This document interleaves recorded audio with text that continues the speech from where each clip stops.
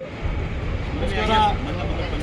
ನಾನು auto rickshaw drivers union ವತಿಯಿಂದ ಮತ್ತು ನಮ್ಮ ಶಬರಿನಾಥ್ ಅವರು ಇಬ್ಬರೂ ಸೇರಿ ಇವತ್ತು ಮಾನ್ಯ ಜಂಟಿ ಕಮಿಷನರ್ ಅವ್ರನ್ನ ಭೇಟಿ ಮಾಡಿದ್ವಿ. ಮಲ್ಲಿಕಾರ್ಜುನ ಅವರನ್ನು ಭೇಟಿ ಮಾಡಿದ್ವಿ. ಇವತ್ತು ಅವರು ಏನು ಹೇಳ್ತಾ ಇದ್ದಾರೆ ಅಂದರೆ, ಇವತ್ತು ನಾವು ಯಾವುದೇ ರೀತಿಯ ಡಾಕ್ಯುಮೆಂಟನ್ನು ನಾವು ಚೆಕ್ ಮಾಡ್ತಾ ಇದ್ದೀವಿ ಅಂತ ಹೇಳ್ತಾ ಇದ್ದಾರೆ. ಡಾಕ್ಯುಮೆಂಟನ್ನು ಚೆಕ್ ಮಾಡ್ತಾ ಇದ್ದೀವಿ. ಮತ್ತು ಏನು ಇವತ್ತು ಇಲ್ಲೀಗಲ್ ಆಗಿ ಯಾವ ರೀತಿಯಾಗಿ ಇವತ್ತು ದೊಡ್ಡ ಮಟ್ಟದಲ್ಲಿ ಆಪ್ಗಳ ಕಂಪನಿಗಳು ಇವತ್ತು ಹಣವನ್ನು ವಸೂಲು ಮಾಡ್ತಾ ಇದ್ದಾರೆ ಅನ್ನೋದನ್ನು ಅವರು ಹೇಳಿದ್ರು. ನಾವು ಹೇಳುವಂಥದ್ದು ಆಟೋ ರಿಕ್ಷಾ ಚಾಲಕರಿಗೆ ಇವತ್ತು ನಾವು ಒಂದು ತಿಳುವಳಿಕೆ ಕೊಡಬೇಕಾದಂಥ ಪರಿಸ್ಥಿತಿ ನಿರ್ಮಾಣ ಆಗಿದೆ. ಏನು ಅಂತ ಹೇಳಿದ್ರೆ, ಇವತ್ತು ಆಟೋ ರಿಕ್ಷಾ ಚಾಲಕರು ಪ್ರಯಾಣಿಕರಿಗೆ ಒಂದು ಸೇವೆ ಕೊಡಬೇಕು. ಸೇವೆ ಕೊಡೋದ್ರ ಜೊತೆಯಲ್ಲಿ ನಮ್ಮ ಕುಟುಂಬದ ಜೀವನವೂ ನಡಿಬೇಕು ಅನ್ನೋದು ನಮ್ಮ ಒತ್ತಾಸೆ. ನಾವು ಆಟೋ ರಿಕ್ಷಾ ಡ್ರೈವರ್ಸ್ ಯೂನಿಯನ್ ಸುಮಾರು 50 ವರ್ಷಗಳ ಕಾಲದಿಂದ ಇದನ್ನೇ ಹೇಳ್ಕೊ ಬಂದಿದ್ದೀವಿ. ಚಾಲಕರು ಪ್ರಯಾಣಿಕರ ಜೊತೆ ಸೌಜನ್ಯದಿಂದ ವರ್ತಿಸಬೇಕು. ಅದೇ ರೀತಿ ಏನು ಸರ್ಕಾರ ನಿಗದಿ ಮಾಡಿದೆ ಆ ಹಣವನ್ನು ಇವತ್ತು ಮೀಟ್ರ್ ಹಾಕ್ಕೊಂಡು ತಗೊಳ್ಬೇಕು ಅನ್ನೋದೇ ನಮ್ಮ ಮೊದಲಿಂದಲೂ ಇದೇ ನೀತಿಯನ್ನು ಅನುಸರಿಸ್ಕೊಂಡು ಬಂದಿದ್ದೀವಿ.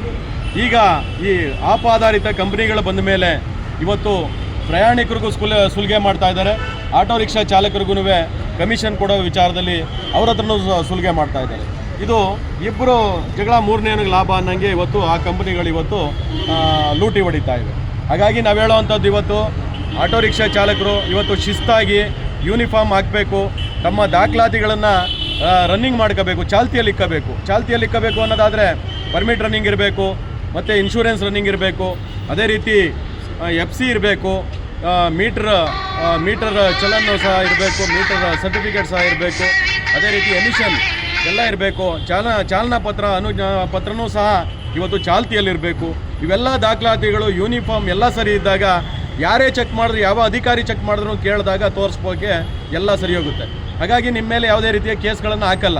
ಇವತ್ತೇನಾಗಿದೆ ಅಂದರೆ, ಇವತ್ತು ಒಬ್ಬೊಬ್ಬ ರೀತಿಯ ಆಟೋ ರಿಕ್ಷಾ ಚಾಲಕರ ರೀತಿ ಒಂದೊಂಥರ ವರ್ತನೆಗಳಿವೆ. ಹಾಗಾಗಿ ನಾವು ಹೇಳೋವಂಥದ್ದು, ಆಟೋ ರಿಕ್ಷಾ ಚಾಲಕರು ನಾವು ಯೂನಿಯನ್ನಿಂದ ಹೇಳ್ತಾ ಇದ್ದೀವಿ, ತಮ್ಮ ವರ್ತನೆಗಳನ್ನು ಬದಲಾವಣೆ ಮಾಡಿಕೊಳ್ಬೇಕು. ಕಾನೂನು ಏನು ಇವತ್ತು ಹೇಳ್ತಾ ಇದೆ ಆ ಕಾನೂನು ರೀತಿಯಲ್ಲಿ ನಡ್ಕೊಳ್ಬೇಕಾಗುತ್ತೆ. ಸಂಘ ಸಂಸ್ಥೆಗಳು ಅದನ್ನೇ ಹೇಳೋವಂಥದ್ದು. ಯಾರ ಹತ್ರ ಪ್ರಯಾಣಿಕರನ್ನ ಯಾವತ್ತಾದರೂ ನಾವು ಜಾಸ್ತಿ ತಗೋ ಅಂತ ಹೇಳಿದ್ದೀವ? ಇಲ್ಲ. ಅದೇ ರೀತಿ ಕರೆದದ ಕಡೆ ಹೋಗಬೇಡ ಅಂತ ಹೇಳಿದ್ದೀವ? ಇಲ್ಲ. ಆದರೆ ಈ ಎಲ್ಲ ಕೆಲವು ಆಟೋ ರಿಕ್ಷಾ ಚಾಲಕರು ಇವತ್ತು ಈ ರೀತಿಯಾಗಿ ಮಾಡೋದ್ರಿಂದನೇ ಇಡೀ ನಮ್ಮ ಆಟೋ ರಿಕ್ಷಾ ಚಾಲಕ ಕುಟುಂಬ ವರ್ಗಕ್ಕೆ ಇವತ್ತು ಕೆಟ್ಟ ಹೆಸರು ಬರ್ತಾ ಇದೆ. ಹಾಗಾಗಿ ಇವತ್ತು ಏನು ಕಮಿಷನರು ಭೇಟಿ ಮಾಡಿದ್ವಿ, ಭೇಟಿ ಮಾಡಿದಾಗ ಸ್ಪಷ್ಟವಾಗಿ ಹೇಳಿದ್ದಾರೆ. ಹಾಗಾಗಿ ನಿಮ್ಮ ತಿಳುವಳಿಕೆ ಕೊಡಿ, ನಿಮ್ಮ ಚಾಲಕರಿಗೆ ಪ್ರಯಾಣಿಕರಿಗೆ ಯಾವುದೇ ರೀತಿ ತೊಂದರೆ ಆಗಬಾರ್ದು. ದೊಡ್ಡ ಮಟ್ಟದಲ್ಲಿ ಇವತ್ತು ಅಶಿಸ್ತಿಂದ ನಡ್ಕೊಳ್ತಾ ಇದ್ದಾರೆ. ಅದಕ್ಕೆ ನಾವು ಕಾರ್ಯಾಚರಣೆ ಮಾಡ್ತಾ ಇದ್ದೀವಿ ಅಂತ ಹೇಳ್ತಾ ಇದ್ದಾರೆ. ನಾವು ಹೇಳುವಂಥದ್ದು, ಆಪ್ ಬೇಸ್ಡ್ ಇವತ್ತು ಸರ್ವಿಸ್ ಕೊಡ್ತಾ ಇದ್ದೀವಿ. ಆ ಸರ್ವೀಸಲ್ಲಿ ಇನ್ನೂ ಕೋರ್ಟಲ್ಲಿರೋದ್ರಿಂದ ಯಾವುದೇ ರೀತಿ ನಾವು ಹೇಳಿಕೆ ಕೊಡೋಕ್ಕಾಗಲ್ಲ ಅಂತ ಹೇಳ್ತಾ ಇದ್ದಾರೆ. ಹಾಗಾಗಿ ನಾವು ಹೇಳುವಂಥದ್ದು, ಪ್ರಯಾಣಿಕರು ಇವತ್ತು ನಮ್ಮ ಚಾಲಕರು ಇದನ್ನೆಲ್ಲ ತಿದ್ದುಕೊಂಡು ಇವತ್ತು ಮೀಟ್ರ್ ಹಾಕ್ಕೊಂಡು ಬಾಡಿಗೆ ಹೊಡೀರಿ. ಜೊತೆಗೆ ನಾವು ಸರ್ಕಾರನೇ ಒಂದು ಆಪನ್ನು ಪ್ರಯಾಣಿಕರಿಗೆ ಅನುಕೂಲ ಆಗಲಿಕ್ಕೋಸ್ಕರ ಮತ್ತು ಚಾಲಕರಿಗೆ ಅನುಕೂಲ ಆಗಲಿ ಅನ್ನೋದು ಉದ್ದೇಶಕ್ಕೋಸ್ಕರ ಸರ್ಕಾರವೇ ಒಂದು ಆಪನ್ನು ತಯಾರು ಮಾಡಿ ಇದನ್ನು ಬಳಸಲಿಕ್ಕೆ ಸಹಕಾರ ಮಾಡಬೇಕು ಅಂತ ಹೇಳಿ ಸಹ ನಾವು ಮನವಿ ಪತ್ರವನ್ನು ಕೊಟ್ಟಿದ್ದೀವಿ. ಹಾಗಾಗಿ ಚಾಲಕರು ಬೈಕ್ ಟ್ಯಾಕ್ಸಿ ಇದು ಕೋರ್ಟಲ್ಲಿ ವಿಚಾರ ಇದೆ. ಹಾಗಾಗಿ ಆ ಕೋರ್ಟನ್ನ ಆಲ್ಮೋಸ್ಟ್ ಆಲ್ ಸರ್ಕಾರ ನಮಗೆ ಒಂದಿಷ್ಟು ಅನುಕೂಲನೇ ಮಾಡಿಕೊಟ್ಟಿದೆ.